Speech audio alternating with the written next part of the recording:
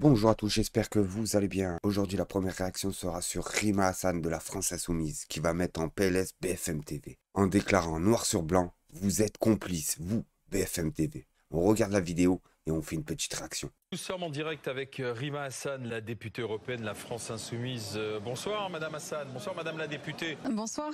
Bonsoir, vous comprenez les sifflets contre le président de la République ou vous les condamnez? Oui, alors je vous remercie d'abord de votre invitation. Je me permets juste une toute petite parenthèse et puis je vais répondre à votre question. Je veux simplement dénoncer le fait que vous avez été félicité par Olivier Rafovix, qui est un porte-parole de l'armée israélienne, une armée génocidaire, de votre ligne éditoriale. Et c'est très très important pour moi de dénoncer ça à l'occasion de cette interview, parce que ça dit beaucoup de la ligne éditoriale qu'est la vôtre sur le sujet.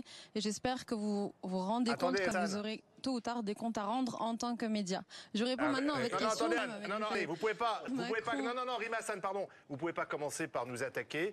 On vous invite poliment à répondre à des questions sur votre chaîne. Et vous mettez en doute la ligne éditoriale de BFM. Je suis libre de mes propos. Je suis libre aussi de dire que vous êtes inacceptable. Par un porte-parole de l'armée, d'une armée, c'est inédit. Il n'y a pas de médias qui sont félicités par un porte-parole d'une armée qui paraît. Une commission de l'ONU accuse Israël de crimes contre l'humanité et le Hamas de crimes de guerre. L'ONU dénonce ensuite des rapports d'utilisation des violences par l'armée israélienne et les belligérants du Hamas depuis le 7 octobre. Une commission de l'ONU créée par le Conseil des droits de l'homme après la guerre des 11 jours entre Israël et le Hamas, en mai 2021, a publié mercredi 12 juin un rapport d'enquête sur les attaques du Hamas contre Israël et de l'État hébreu en Cisjordanie et à Gaza. Ce document accuse Israël des responsables dans la bande de Gaza de crimes contre l'humanité, notamment pour l'extermination. Les groupes armés palestiniens sont, eux, mis en cause pour des crimes de guerre depuis le 7 octobre sur le territoire israélien. Alors effectivement,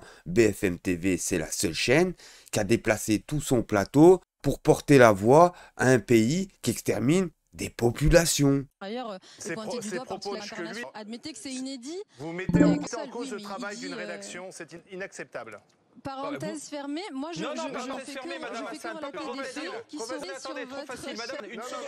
votre chaîne. Vous avez un porte-parole d'une armée qui vous félicite du traitement du sujet. Non. Et là, ils sont pas bien parce que Rima Hassan leur a envoyé une petite crotte de nez. Et là, on voit bien, les amis, ils sont pas bien.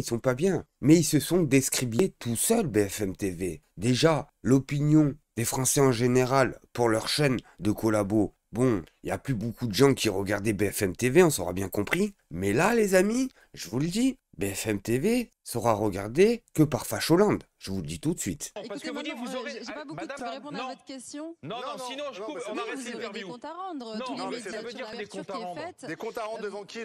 Devant quoi? C'est-à-dire que les médias sont censés informer de façon neutre. Quand vous avez une partie au conflit qui vous félicite, c'est comme si vous aviez le Hamas demain qui vous félicitait. C'est très problématique, admettez-le. Donc là, vous avez une armée qui viole le droit international sur beaucoup de choses. C'est la communauté internationale, c'est le point.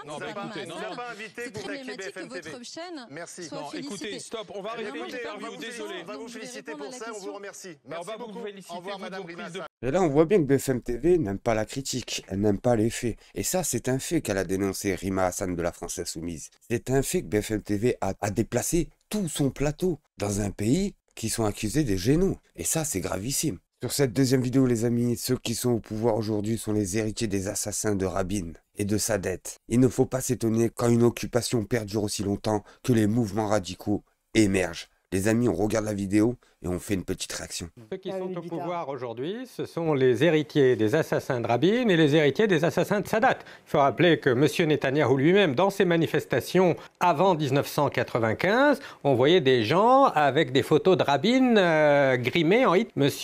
Netanyahou, qui accuse d'antisémitisme la terre entière, accusait Rabin d'avoir trahi Israël parce que Rabin avait voulu faire la paix. Le Hamas est également un mouvement héritier des assassins d'Anwar el-Sadat.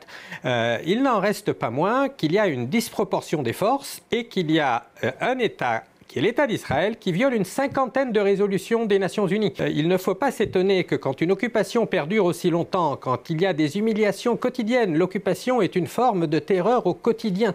Chaque famille palestinienne vous dira qu'elle vit dans la terreur. Elle ne sait pas à quel moment elle pourra être arrêtée dans son propre domicile. Donc des mouvements radicaux vont continuer à émerger tant que les États-Unis n'auront pas utilisé les leviers dont ils disposent pour inciter Israël, pour sa propre survie, dans son propre intérêt, à se mettre en conformité avec le droit international et le droit international humanitaire. Même le droit de la guerre est violé quotidiennement à l'heure où on parle.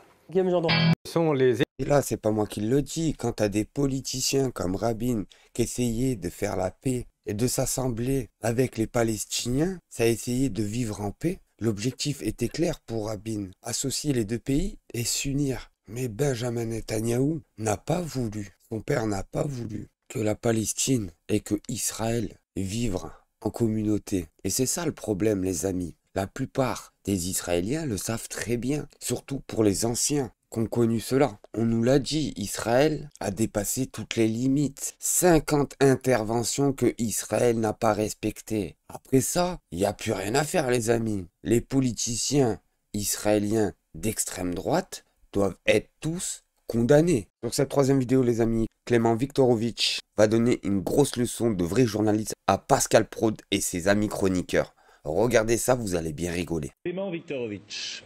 Deux précisions sur tout ce qui a été dit, après un développement plus général. Des précisions parce que sur ces sujets-là, je pense qu'il faut faire attention à ce qu'on dit. Moi, je rejoins Bélir. À titre personnel, j'ai jamais vu de déclaration de Mera disant sa sympathie pour le peuple palestinien. Alors, peut-être qu'il y en a, mais je les ai pas vus passer, ce serait intéressant de vérifier. Et tout à l'heure a été dit que l'UOIF... Il s'est attaqué aux Juifs, pourquoi? C'est pas pareil, ça, c'est très différent. Et par ailleurs, tout à l'heure a été dit que l'UOIF était une institution majoritaire parmi les musulmans de France. J'ai vérifié pendant la publicité, là aussi, il n'y a rien qui permet de dire qu'elle est majoritaire, elle n'est même pas au sein du CFCN. Non mais elle est d'une discrétion, Clément, elle est d'une discrétion sur l'affaire Tariq Ramadan qui est incroyable. Non mais encore une fois, elle l'a reçu, elle l'a écouté. Ça n'a rien à voir. Mais non mais vous avez le droit de dire ça, mais ça ne veut pas dire elle a une influence très forte dans le monde musulman, on peut quand même dire ça. Mais qu'en savez-vous? Je ne dis pas que c'est faux, je dis qu'en savez-vous. Et surtout, qu'est-ce qui permet de dire à un moment que cette institution elle est majoritaire? Je dis qu'elle a une influence. Oui, non mais tout à l'heure elle a influence ne serait-ce que dans les médias. Mais Pascal, tout à l'heure a été dit qu'elle était majoritaire, soyons précis. Elle a une influence, on peut en discuter, moi je sais pas. Personne fait depuis le début, si personne ne sait, alors ne le disons pas. On est journaliste autour de ce plateau. Mais on est là pour donner des informations précises. Si on ne sait pas, on ne le dit pas. Il y a un débat entre journalistes et universitaires.